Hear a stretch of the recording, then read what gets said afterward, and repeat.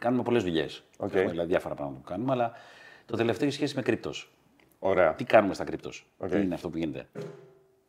Εσείς ξέρετε τις χρηματιστηριακές με το παλιό μοντέλο. Δηλαδή, θες να πουλήσεις μετοχές, θες να αγοράσεις μετοχές, έπαιρνες μια χρηματιστηριακή και έλεγες πού είναι οι πολιτές, πού είναι οι αγοραστές. Σωστά.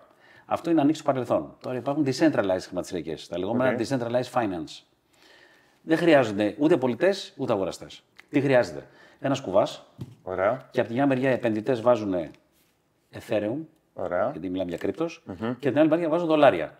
Οι επενδυτές. Μου πεις τι είναι αυτοί οι επενδυτές και για ποιο λόγο υπάρχουν. Θα δεις. Χωρίζουν λοιπόν εδώ, βάζουν τα μισά τους λεφτά σε Ethereum, τα μισά σε δολάρια. Εσύ έρχεσαι λοιπόν και θες να πουλήσεις Ethereum σε μια decentralized χρηματιστηριακή, η οποία δεν μπορεί να σου φάει τα χρήματα, δεν μπορεί να τα ξοδέψει, γιατί τα χρήματα είναι στο wallet σου. Δεν φεύγουν από το wallet σου. Δεν τα έχει κανείς τρίτος για να σου κάνει συναλλαγή. Αυτό είναι το advantage. Έτσι λοιπόν εσύ θες να πουλήσεις Ethereum. Πας λοιπόν, τοποθετείς ένα Ethereum εδώ μέσα. Ωραία. Και απ' την άλλη τραβάς το δολάριο. Γιατί πουλάς Ethereum για να πάρεις δολάρια. Ωραία. Εντάξει. Εγώ που είμαι επενδυτής που έχω βάλει τα χρήματα μου εδώ, η αξία δεν άλλαξε. Είναι ίση αξία από εδώ. Είναι λιγότερα Ethereum από εδώ, περισσότερα δολάρια. Δεν άλλαξε κάτι, αλλά εσύ η προμήθεια που πλήρωσες την πήρα εγώ. Okay. Έτσι, χωρίς να υπάρχουν αγοραστές και πολιτές, με αυτό το μοντέλο γίνονται οι χρηματιστηριακές οι οποίες είναι decentralized. Αυτό υπάρχει ήδη, δεν το κάνω εγώ. Αυτό είναι ένα μοντέλο που άρχισε πριν 3 χρόνια περίπου. Αυτό όμως έχει ένα ρίσκο. Ενώ από προμήθειες που βγάζουμε 70% χρόνο, 120% χρόνο, που είναι φοβερό και απίστευτο, αλλά είναι αλήθεια.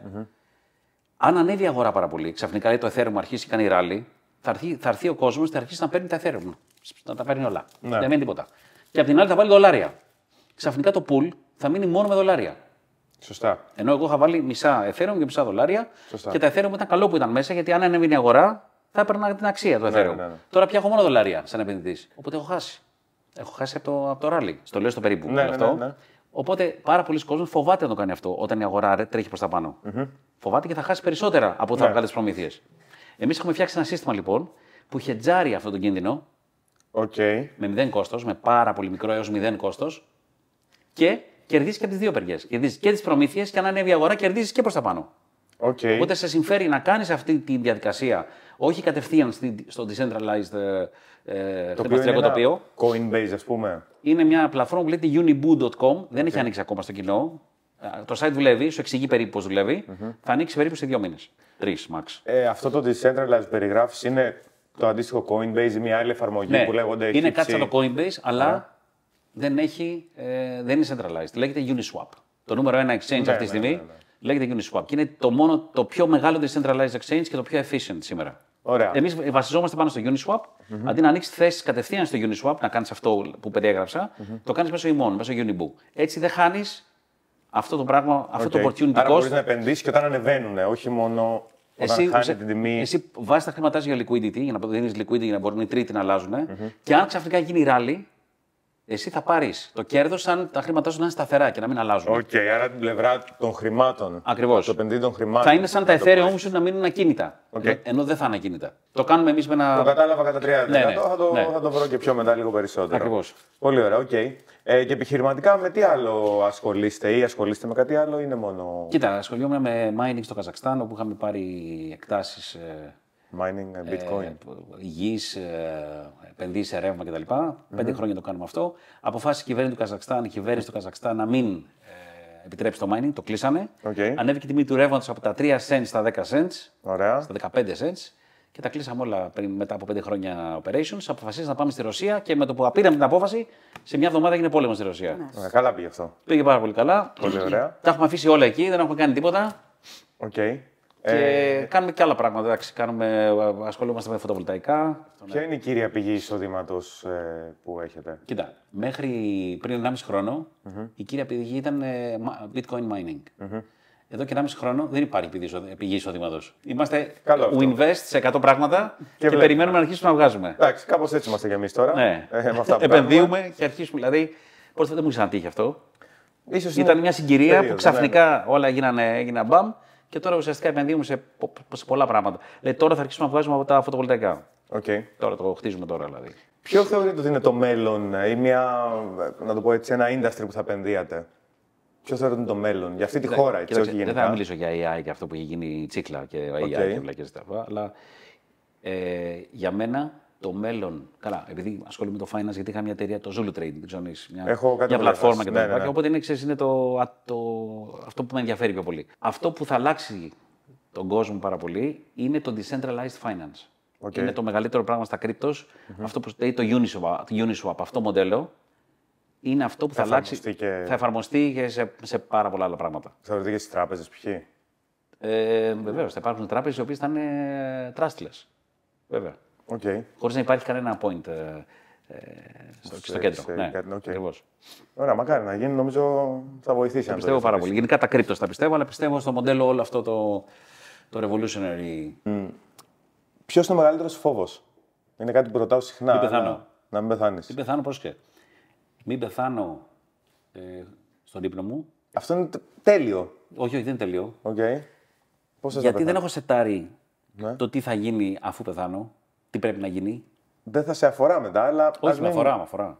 Okay. Αφορά. Είναι διάφορα θέματα τα οποία. Εγώ σε καταλαβαίνω. Τα οποία πρόσεχε, είναι θέματα τα οποία δεν σετάρονται. Δεν υπάρχει τρόπος να σεταριστούμε. Να πας δηλαδή σε δικηγόρους, να κάνεις. Δεν γίνονται. Είναι πράγματα τα οποία πρέπει να τα κάνω. Μόλις δηλαδή, αν αισθανθώ ότι παθαίνω έμφραγμα, πρέπει να ανοίξω ένα χαρτί, να κάνω στείλω, να κάνω.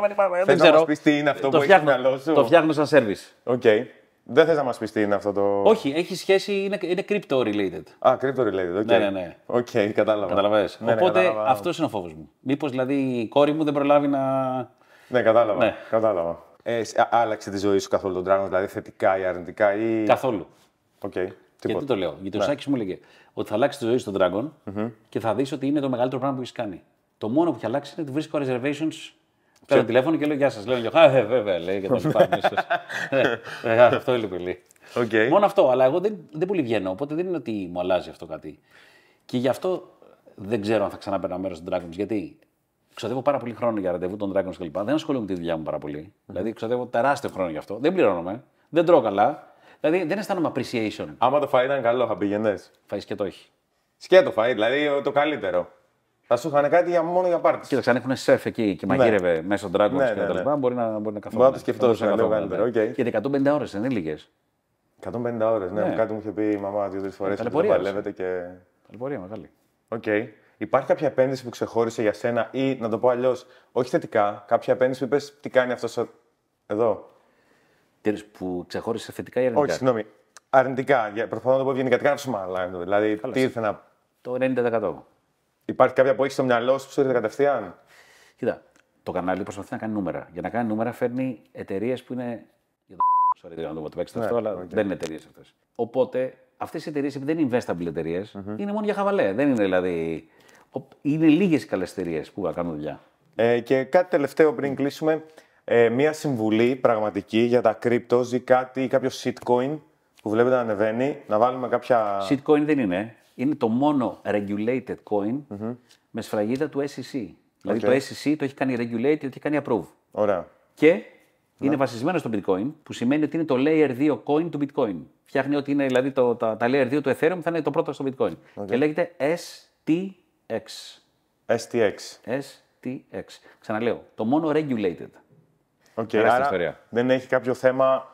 Δεν θα έχει στο μέλλον κανένα θέμα γιατί είναι, είναι regulated και το κοιτάει, είναι monitor συνέχεια από την Αμερικάνικη Επιτροπή Κεφαλαίου. Ωραία. Και ένα shitcoin θέλω. Ένα shitcoin, αλλά μπορεί να το πω και να βέγει στο Θεό, ξέρεις. Αυτό θέλουμε να πάει. Ναι. Δεν ξέρουμε, αλλά ξέρεις κάτι, υπάρχουν πολλά. Ας πούμε, υπάρχει το Pepe. Ωραία. Το οποίο όμως εγώ δεν παίρνω τέτοια πράγματα. Δεν έχω αγοράσει ποτέ. Μια φορά αγοράσα για την πλάκα. Αλλά, το Pepe και το Shiba Inu, εντάξει, είναι παλιά αυτά. Το Pepe ίσως. Κάποιο που να. STX. STX. Ωραία. Το οποίο είναι σαν το bitcoin σκέψου, αλλά είναι το layer 2. Όλα τα layer 2 έχουν ανέβει πολλές φορές παραπάνω από τα κύρια νομίσματα. Οι λύσεις που έχω πάει, που έχω κάνει, εγώ το πιστεύω ότι μέσα στη διετία θα έχει πάει γύρω στα $8. Πολύ ωραία. Κοίταξε, πριν 2 μήνες είχε $1,5. Τώρα έχει 3,5. Σήμερα έχει 3,30. Αλλά ανεβαίνει το bitcoin 5%, αυτό ανεβαίνει 20%. Έχει δηλαδή ένα effect τέτοιο. Αλλά ξαναλέω είναι regulated. Δεν μας κορδέψει κανένας. Ναι. Είναι fully monitored από το SEC. Οπότε we trust.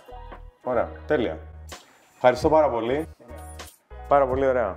Παιδιά, είστε ευχαριστημένοι? Πάρα πολύ.